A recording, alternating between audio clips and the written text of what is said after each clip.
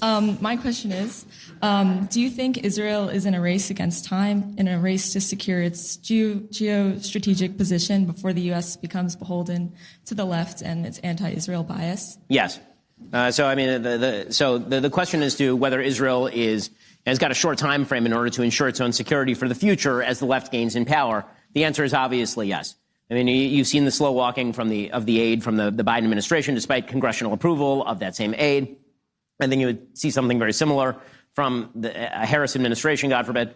I do think that you are seeing a growing sentiment, not only on the left, it's like full-on anti-Israel, but there's a growing isolationist sentiment on the right that basically is doing a Fortress America routine, which I think is counterproductive, but it is growing.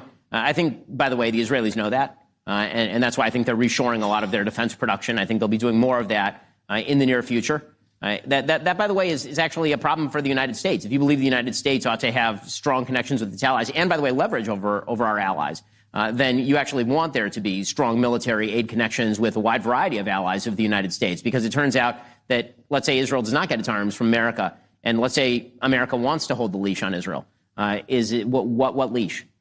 Right? So that is something that the defense establishment has always believed. The defense establishment has always been very much in favor of or at least in the modern era, post-67, of certain amounts of aid to Israel, because enormous amounts of aid are not only spent, all that aid gets spent in the United States, and additional military spending in Israel has to be spent in the United States, but also because that gives the United States leverage over Israel's foreign policy decisions as well. So the answer is yes. Israel is going to have to go its own way more. It's going to have to get more independent, and believe you me, they know it.